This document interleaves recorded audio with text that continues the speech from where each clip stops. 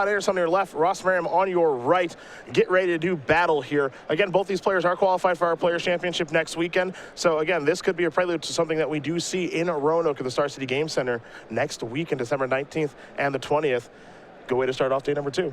Yeah, for Todd Anderson, he started out 7-0, lost to Jerry Thompson to end day 1. For Ross Merriam, he actually picked up his loss early yesterday in Standard and then ran the table through the modern rounds of the event.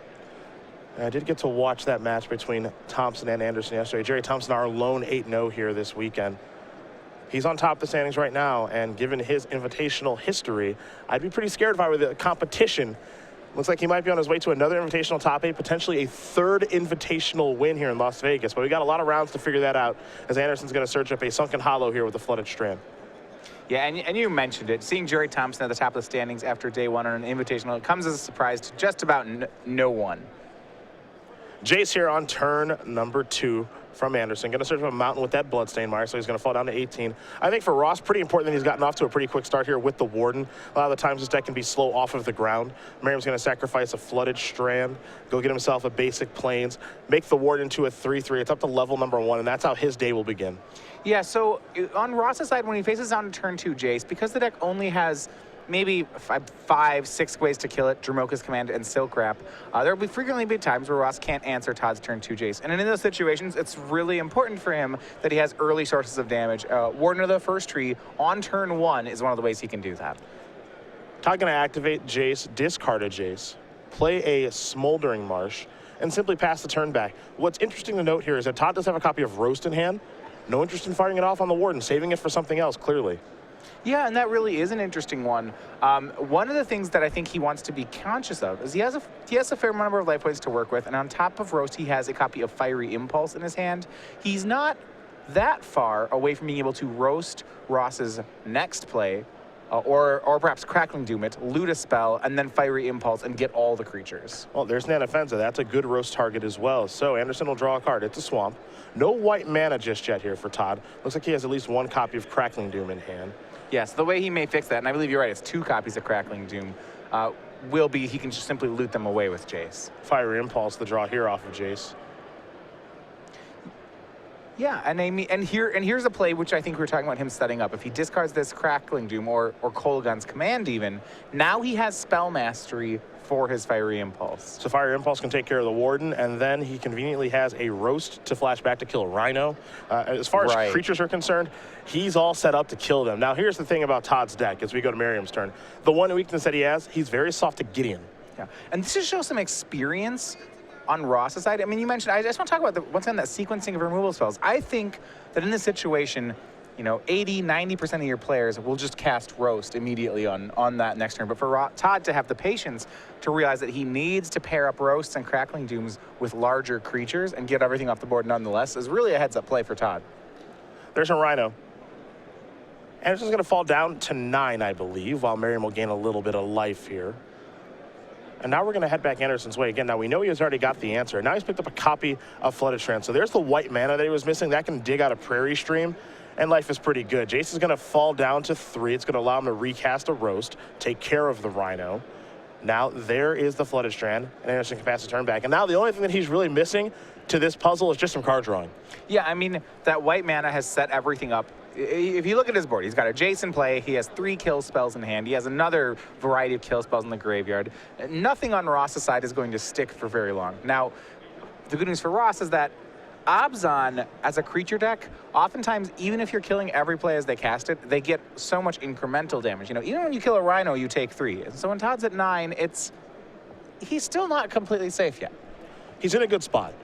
And yeah, his hand is very good right now. 2 Crackling Dooms and their Fire Impulse, and of course an active Jace. But he hasn't found a Painful Truce, hasn't found, you know, he was playing Treasure Cruise last weekend, he's playing Dig Through Time this weekend, just hasn't found the card drawing just yet. And actually, he's got the cruises over on his side, excuse me. Yeah, he has 3 cruises and 2 Painful Truths. This is card drawing today. But I mean, Painful Truths, you know, aptly named, right? Todd is at 9 life points right now. If he takes 3 off a Rhino that Ross could cast, Painful Truths, and he's really gonna have to thread the needle where his life points are concerned. And it's actually Jerry who's working with the Dig Through Times. Both these players playing the exact same deck, playing Jeskai Black. Todd finally got to Jerry, got him to switch the deck he was playing. For Merriam, you saw the fetch. Now you're going to see a Tasigur. Going to delve away quite a bit of the graveyard. The last concern here for Todd is that he has the only card he cannot remove is if Ross finds a Gideon on this board. That's one of the cards he does not want to play against. And you can see exactly what Merriam's setting up here. He's got another Siege Rhino in his hand, so he's going to cast that. Anderson will take a look at his opening hand. He's going to cast a Crackling Doom here. Yeah. And Todd's going to have to get both of these. If Ross untaps with any mana, Tasigur would go ahead and get Siege Rhino back. But you mentioned the incremental damage here from the Rhinos. So one Crackling Doom is going to resolve. Todd's got another Crackling Doom in his hand that we might see him cast. Depends on what the draw step will be. But for him, he's looking for a card like Soulfire Grandmaster now, ways to gain life, Ojai's Command, stuff like that that'll help him kind of turn the corner here. Because, again, he's in a good spot, but he's not in a great spot just yet. And Painful Truths, as you mentioned, is pretty painful right now. Right. So you look at it, you know, the board, and you're right. Soulfire Grandmaster would be excellent here. All of Todd's removal would then start to gain him life, and then he'd be fairly safe. He's looking for a card like Treasure Cruise. Not Painful Truths. That's the one that he couldn't do. Yeah, I'm actually okay with drawing a Shambling Vent here. It is a little bit of lifelink. Yeah, and it's not like he doesn't need lots of lifelink. He would like to get to the point that if he draws a Painful Truths that he can cast it. And right now, that's a very risky thing to do. Oh, yeah. Fire Impulse, Crackling Doom, Shambling Vent. That's the hand here for Todd Anderson. Going to reorganize the mana, see what he wants to do. He's going to cash in Jace. This is going to allow him to play, I believe, Kolagon's Command. Okay. Now Fire Impulse to finish this off. So I like this play. Yeah, really interesting lines that Todd's taking. What he's been doing is he's been working very hard. This is the second time this game to make sure that his Fiery Impulses get as much value as possible. I think he is aware of the fact that Fiery Impulse can become dead very quickly in the matchup. Heir of the Wilds, a Shambling Vent there for Merriam. He'll pass the turn back. Merriam does have Obzon Charm in hand, and Soulfire Grandmaster was the draw here for Todd Anderson. Yeah, we talked about it before. This is a big draw for Todd. It will give his spells lifelink. If he gets to enough mana, he can start buying back his removal spells on top of it. He'll start with Jace. And now he'll just pass the turn back with Crackling Doom at the ready. Not going to play the Grandmaster just yet. Obzon Charm here from Merriam. I believe he's going to pay 2 life to draw 2 cards. Got to get a little bit deeper into the deck. For Merriam, he's just looking for Gideons or Siege Rhinos. Either of those could get that last point of damage across. Might even have some interest in a card like Wingmate Rocker. Now, he has found a Gideon, and you have to imagine he's going to lead off with that. But he'll start with Anafenza, perhaps trying to play around a little bit of counter magic. All right. Here's a Crackling Doom in response. Yeah, well, he'll want... Actually, on the Crackling Doom after it resolves, pardon me. Yeah, well, he'll want to play Anafenza, and the reason Ross went for that first is that in the absence of a removal spell, that does get the Ferocious trigger on Heir of the Wild, so it would have been an extra point of damage. Here's Gideon. It'll bring a Knight Ally along with it. Now Anderson is at 3. He does have an active Jace. Going to need a pretty good draw step. Treasure Cruise is not a bad place to start. No, I mean, we said the cards Todd needed were Treasure Cruise and Soulfire, and those have been the last 2 draws for Todd. But Resolved Gideon is a very difficult threat. It's really the only threat in Ross's deck that Jeskai Black just is at a loss to answer. An activation of Jace. Soulfire Grandmaster was the draw. Soulfire Grandmaster down. Jace is going to flip. Sometimes we even see Jeskai Black running 1 or 2 Jeskai charms just to answer it. Todd with none in his list this weekend. Instead, he's gone for the bigger or Silumgar's Command, rather. Yep. You'll find Utter End, too. There's one of that as well. You got to pay a lot to get getting off the board. Again, this is kind of the downside of not running Mantis Strider. Mantis Strider does such a great job of checking Gideon and every other Planeswalker. Treasure Cruise on the way here for Anderson. It's going to be a full delve for it. Ancestral Recall here. Not too shabby, but remember, Todd at 3. 3 cards on the way. Jace, Monastery Mentor, and a Delta. So you can just dump some creatures on the board, but he doesn't have a lot of spells to work with. He's going to sacrifice the Delta, fall down to 2. I mean, on board, the danger here is that Ross has 3 lethal attackers next turn. You could actually argue 4, because he's got a Shambling Vent as well. So Gideon, Heir. Sure, yeah, now that Todd's down to 2, now it's 4. At 3, Ross could have made an emblem and swung the team. But you're right. Now it's 4 attackers. This turn ends up being still pretty good here for Todd. He's going to play Monastery Mentor, Soulfire Grandmaster, and then recast Fiery Impulse. That'll gain him 3 life. That'll take care of Air of the Wilds. Now he can pass the turn back. He's sitting okay here. You can definitely tell right now, too, as Merriam's going to untap. Merriam's empty-handed. This is a big draw step for Ross, because if Todd's able to get through this turn, he can go absolutely nuts depending on what the draw step is. Right. So whether or not, maybe Ross, it's very hard for him to win this turn, but what he does have going for him is, because Todd is at a lower life total of 5, it's possible that Ross can force a block out of Todd that he'd rather not make. I mean, the consolation prize for us is as long as he can get the Monastery Mentor or the Soulfire Grandmaster off the board, that would be a win as well. I think he's got to get one of those off of the table. The text on each one of those cards is just too relevant. You know, and this is the power of Jeskai Black, is that it's still this low to the ground deck. You know, its creatures are 2s and 3s, for example. But it's especially its cards, Monastery Mentor, Soulfire Grandmaster, Jace Vryn's Prodigy. These are really small, cheap creatures. They're so impactful in the late game. He's going to fire up the vent. Gideon's coming up. Is this Dromoka's command? Oh, what a draw. It's a big draw. Counter is going to go on to the Knight ally. Everything's going to attack here. And keep in mind, because the damage to Gideon is prevented, the life, this is a really smart play on Ross's side. Yep. There is no life link for Todd. I mean, it's there, but the damage is never dealt, so he stays at 5.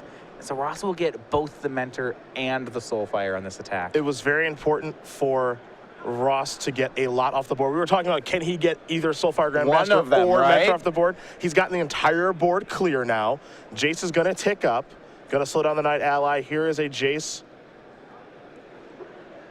Now keep in mind, Todd, as he's going to grab the Shambling Vent there, kind of make it known that, yes, I do have this down there. But what a huge draw there from Merriam in the Dromoka's command as we head back Ross's way. Yeah, big play for Ross there. Now can he cross the finish line? Anderson at 3. You obviously don't want to let him stabilize. Well, once again, he's got 2 lethal attackers. He has a Shambling Vent as well. Now, keep in mind, Todd does have a Vent of his own and the mana to activate it. Ross wants to see exactly what's in Todd's graveyard. Figure out how to attack this turn. Figure out how to use Gideon this turn.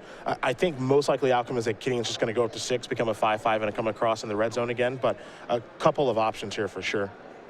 That's why you see Ross taking his time on his turn. Yeah, that one's certainly tempting. And the other thing is we don't know what the draw step was here for Merriam. Although he is tapping mana. Yeah, I believe the draw step was Warden of the First Tree. Okay. Which is actually very strong on this board. Yeah, it's just another thing to kind of gas back up with. Shambling Vent going to go active here for Anderson. Blocks will be declared here shortly, as no Dromoka's command here to intervene. Remember that ally is a 1/3 because of Jace's ability last turn. Very notable. Yeah, it does mean that Jace can block it and live. Yep. So that next turn, Todd could -3 the Jace that's currently a Planeswalker and then get another Planeswalker. He'll have a lot of options available to him now, and until need them, he's going to be still at 3 when the turn's done. And it looks like he's going to be losing his Shambling Vent in this exchange as well, because it looks like it's going to be jumping in front of Gideon. And this time, he'll be down to 1, because once again, that damage prevention means he won't gain the life. Now that is an important clause there on old Gideon. There is Warden of the First Tree. Pass the turn back. Anderson will take a draw step. Picked up a Polluted Delta. Not sure about outs now. He's going to cash this in. Yeah, can't even crack the fetch lands for mana as he's at 1. Soulfire Grandmaster is the draw. Now what's notable here, we're not entirely sure what Todd did target with the flashback effect on Jace, but he used that first. He targeted Treasure Cruise. Okay, yeah, that so one he's makes looking, sense. Okay, he's looking to gas back up. Looks like another full Treasure Cruise. For his deck, it's so easy. I mean, yeah, right? He's dealt 14 cards to 2 Treasure Cruises. That's unbelievable. It's silly. 3 cards, well, 3 lands. See you later. Yeah, I mean, and we talk how nice that is about having 2 treasure cruises, but that's just not enough. Even with all the extra cards, Obzon aggro, too efficient. Ross Merriam going to win game number 1 here over Todd Anderson. Obzon aggro up a game here over Jeskai Black as these players are going to go to the sideboards. We are going to do the same here. We'll start with Todd Anderson. His 2 Dispels, his 3 Negates, 3 Radiant Flames, 2 Irrational Clerics, a Kolagon's Command, an Ob Nixilis Reignited, a Painful Truths, and 2 copies of Roast. What do you like here in this matchup and why? All right, well, we've looked at how Todd Anderson's removal lined up there. And one of the things that he did game 1 is he was very hesitant on Fiery Impulses because he was worried that they get dead. I think that what he'll go toward is the more, towards, for example, the extra copies of Roast. I think he's happy to have spells that will always trade for Ross's creatures. On top of that, I wouldn't be surprised for him to go to even more card advantage. Maybe the extra Painful Truth, a copy of Ob Nixilis Reignited. These are all very interesting. I think he's going to go into a more control shell of kill all the creatures. For Ross Merriam, he's got 2 Irrational Clerics, 2 Hallowed Moonlight, a Surge of Righteousness, another copy of Wingmate Rock, 3 Duress, Transgress the Mind as far as discard is concerned, and then 2 Self-Inflicted Wound, 2 Ultimate Price, and a Sauron Solemn Visitor. Well, we saw how good Gideon was that game, and that's because despite of all the efficient removal and ways to recur that Jeskai Black has, it has a weakness to Planeswalkers. The copy of Sauron Solemn Visitor is very good in the matchup for that reason, and that one will come in. On top of that, I think he's going for threats that are difficult to answer, so I'm going to look toward a Wingmate Rock. He has 2 in the main and can go up to 3, though it's hard for him to raid the Wingmate Rock if he ever pulls it off. And it's not a 0% that he can pull it off. A pair of 3/4s is actually very difficult for Todd to answer. When you look at his removal, remember, Roast can't hit flyers, for example.